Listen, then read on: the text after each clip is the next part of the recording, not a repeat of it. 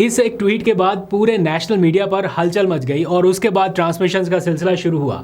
अब 30 नवंबर से पहले पहले ये टास्क मुकम्मल करना ज़रूरी है। उसकी वजह क्या है वो आपको बताता हूँ।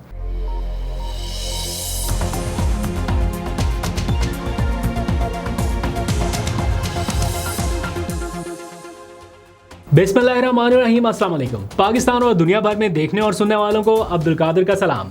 पाकिस्तान में 3 नवंबर की रात है। आज की तारीख दो हवालों से बहुत अहम है। एक तो 3 नवंबर 2007 को परवेज़ मुशर्रफ ने आइन मुअत्तल कर दिया था और उसके बाद क्या कुछ हुआ वो एक तारीख है हमारी। और दूसरा 3 नवंबर 2022 को साबिक वज़ीर-ए-आज़म इमरान खान पर कातिलाना हमला हुआ था। मैं उस मौके पर मौजूद था, वो सारे मनाज़र अपनी आंखों से देखे, क्या कुछ होता रहा। बहुत सारे एक्सक्लूसिव विजुअल्स मेरे पास अभी भी महफूज हैं। कुछ उनमें से दिखा सकते हैं, कुछ नहीं दिखा सकते। तो लास्ट टाइम भी हमने 3 नवंबर रिवाइंड की एक एपिसोड रिलीज़ की थी और इस बार भी कुछ विजुअल जो हैं वो मैंने निकाले सो आपके सामने रखे जा सके। कुछ लोग कहते हैं कि मत दिखाया करें ऐसे विजुअल्स, वो फिर से वो ज़ख्म हरे हो जाते हैं।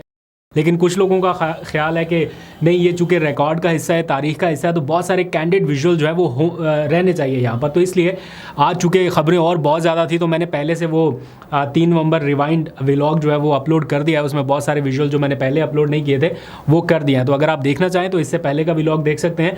लेकिन अभी के लिए ज़रा और बहुत सारी सियासी गहमा गहमी है, बहुत सारी खबरें, उनके ऊपर बात करते हैं।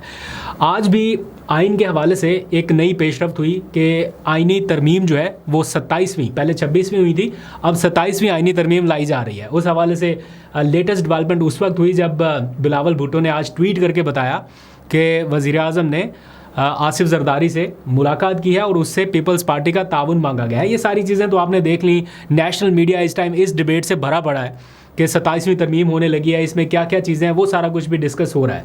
तो 27वीं तरमीम का बिगल तो बच गया। अब इसके साथ फौरी तौर पे क्या हो रहा है वो मैं जल्दी से आपके सामने रख देता हूँ। और नंबर्स गेम खास तौर पे आप इंटरेस्टेड होंगे वो जानने में कि नंबर्स गेम क्या है। कौमी असम्बली में तो पूरे हैं नंबर्स, सेनेट में क्या मामला है, ये सारी डिटेल्स आपके सामने रखता हूँ। और कल सेनेट का इजलास तलब कर लिया गया है और परसों यानी 5 नवंबर को कौमी असम्बली का इजलास होने जा रहा है। दैट मीन्स कि 27वीं तरमीम का माहौल बन गया है। लेकिन उसकी डिटेल में जाने से पहले जल्दी से मैं आपको कल के हवाले से बता दूँ लेटेस्ट अपडेट जो इमरान खान के हवाले से है। कल 4 नवंबर है। 4 नवंबर को इमरान खान के हवाले से 2 चीज़ें होनी है। पहला ये कि इमरान खान की अडयाला जेल में मुलाकातों का दिन है। वो आपको पता है मंगल के रोज़ मुलाकातों का दिन होता ही है। तो अब चूँकि तरमीम का मामला शुरू हो गया, इनिशिएट हो गया, ये तफसीलात अब पब्लिक हो गई, तो क्या इमरान खान का इसके ऊपर मौक़िफ़ हुकूमत चाहेगी कि बाहर आ सके, ये बड़ा क्रूशल होगा। और मुमकिन है कि उनकी मुलाकात रोकी जाए या जो फैमिली का एक थोड़ा बहुत वो मुलाकात कर लेते हैं उनके थ्रू पैगाम आ जाता है, शायद इस बार ये कोशिश की जाए कि वो भी ना हो। ये इसके ऊपर काफ़ी नज़रें रहेगी लोगों की, कल मुलाकात उनकी हो पाएगी या नहीं ये देखना होगा। ताहम लिस्टें वगैरह तो अडयाला जेल भिजवा दी गई हैं। दूसरा, इस्लामाबाद हाई कोर्ट में इमरान खान के ट्विटर के हवाले से भी एक केस की समाअत होने जा रही है, क्योंकि बहुत सारे हलकों को इमरान खान का ट्विटर अकाउंट खटकता है और वहाँ से होने वाली जो ट्वीट्स हैं उसको नापसंदीदा करार दिया जाता है। इसलिए उनका ट्विटर अकाउंट बंद कराने के लिए इस्लामाबाद हाई कोर्ट में एक पिटिशन की गई थी। अब कल 4 नवंबर को उसकी समाअत होने जा रही है और जस्टिस अरबाब मोहम्मद ताहिर सिंगल रुकनी बेंच है, ये इस केस की समाअत करेंगे। इस मौके पर जो हमारे पास इंफॉर्मेशन मिली है वो ये कि साउथ पंजाब की तमाम तंजीमों को इस्लामाबाद हाई कोर्ट पहुंचने की हिदायत की गई है। जितने MPs हैं, टिकट होल्डर्स हैं या जो कारकुनान हैं, उनसे कहा गया है कि वो इस केस की समाअत से पहले कमरा अदालत तक पहुंच जाएं, क्योंकि ये इमरान खान की भी हिदायत है कि उनसे रिलेटेड कोई भी केस हो तो कमरा अदालत में या अदालती अहाते में एक अच्छी खासी प्रेजेंस होनी चाहिए।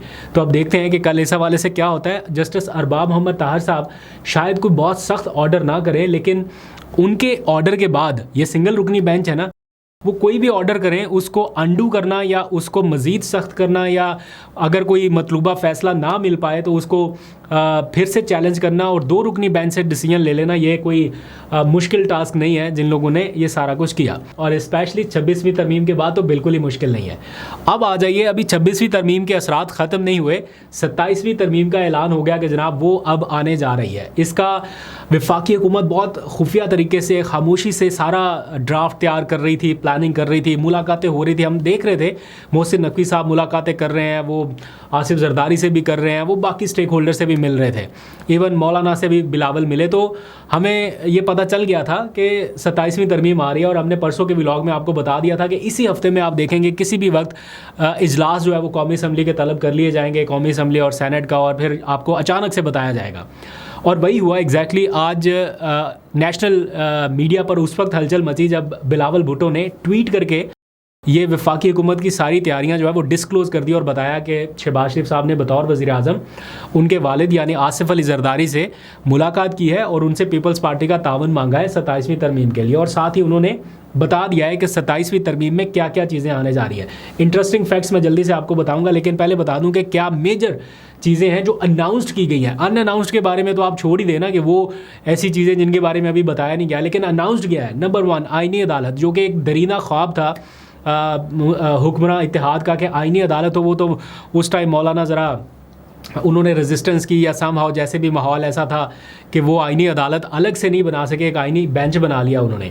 लेकिन अब जो है वो आईनी अदालत की तरफ मामला जा रहा है। और बाय द वे ये तरमीम 30 नवंबर से पहले मंजूर करना क्यों ज़रूरी है उसकी भी मैं आपको रीज़न बताता हूँ। क्योंकि एक शख्स रिटायर होने वाला है जिसकी तरफ आपकी तवज्जो गई है, वो नहीं, एक और शख्स है, वो मैं जल्दी से आपको बताता हूँ।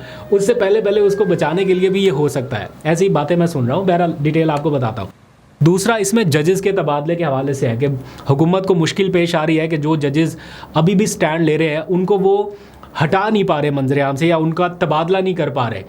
हाँ, ये ज़रूर हुआ कि उनकी जगह और नए जजेस को लाया गया, उनको चीफ जस्टिस बना दिया गया, लेकिन वो जजेस जो रेजिस्ट कर रहे थे, या 5 जजेस जिनके बारे में मशहूर है, उनको हुकूमत हटा नहीं पाई। अब जजेस के तबादले के हवाले से भी आईनी तरमीम लाई जा रही है। दूसरा NFC, ये आप यूँ समझ लीजिए आसान लफ्ज़ों में कि वफाक और सूबों के दरमियान इख्तियारात की तकसीम का या फिर वसाइल की तकसीम को तवाज़ुन बख्शने के लिए ये NFC अवार्ड एक सिलसिला शुरू हुआ था। ये भी एक 18वीं तरमीम के तहत किया गया। अब उसको रोल बैक किया जा रहा है। पीपल्स पार्टी को कोई मसला नहीं है, पंजाब को कोई मसला नहीं है। ये क्यों हो रहा है? क्योंकि मसला एक ही जगह से आ रहा है और वो खैबर पख्तूनख्वा है। आपको पता है वज़ीर आज़म जब तकरीर करते हैं, सुहेल आफरीदी को उन्होंने मुबारकबाद दी और कहा कि जनाब हम आपके साथ ताउन करने के लिए तैयार हैं। और अगले ही जुमले में उन्होंने कहा कि हमारा पाकिस्तान मादनियात से माला माल है। तो मादनियात वाले लफ्ज़ के ऊपर उनका काफ़ी फोकस रहा है।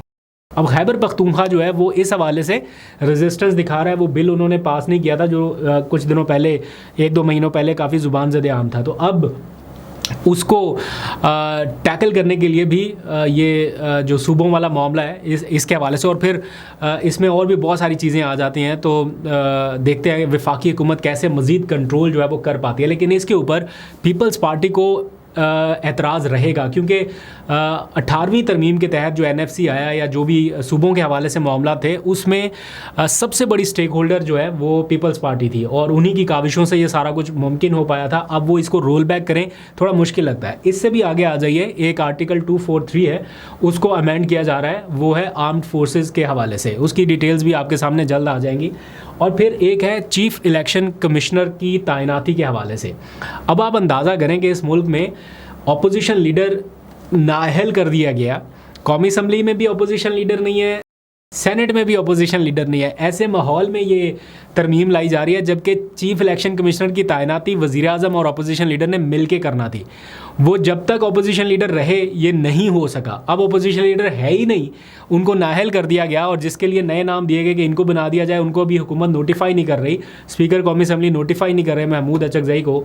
लेकिन अब इसमें तब्दीली की जा रही है कि चीफ इलेक्शन कमिश्नर की तैनाती या तकर्री कैसे हो। गालबन हुकूमत ये इख्तियार भी अपोजिशन से लेके अपने पास, या कोई ऐसा समहाउ वो कोई तरीक़ाकार बनाना चाहते हैं कि अपनी मर्ज़ी का चीफ इलेक्शन कमिश्नर ले आए।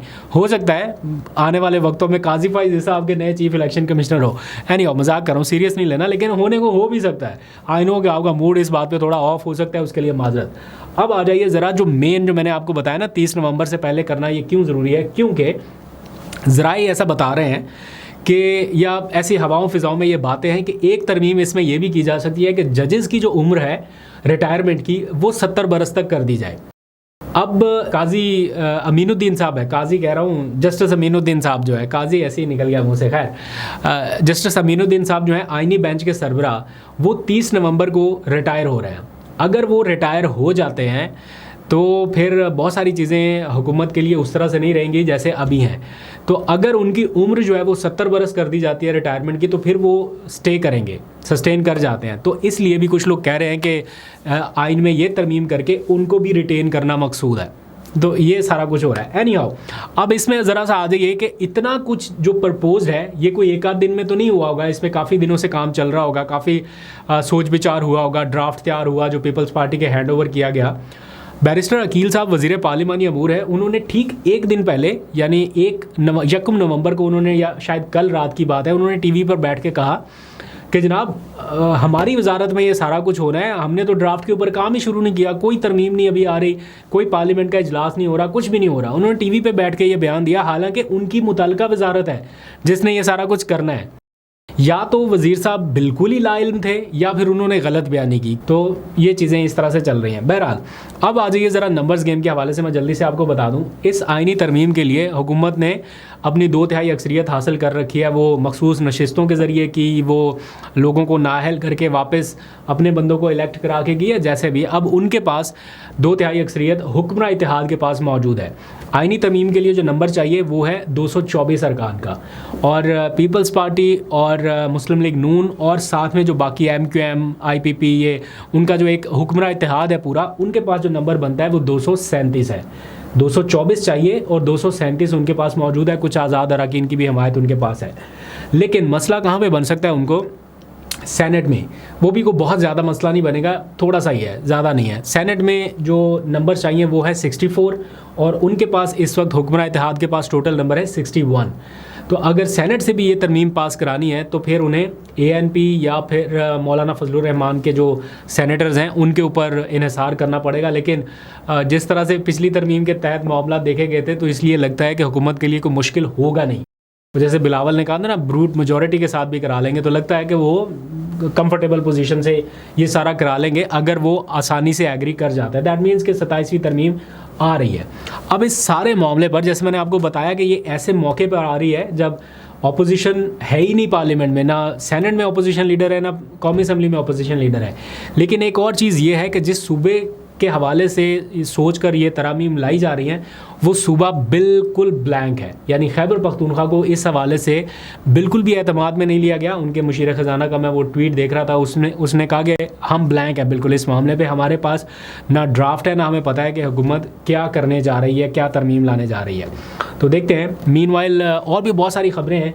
कुछ एक दो चीज़ें मैंने इमरान खान, वो जो मुलाकातें हो रही हैं शाह महमूद कुरैशी के हवाले से एंड सो ऑन, चीज़ें वो डिस्कस करना थी, लेकिन टाइम अभी कम है, तो वो मैं कल या अगले व्लॉग में शेयर कर लूँगा। अभी तक के लिए इतना ही। अपना फीडबैक ज़रूर दीजिएगा।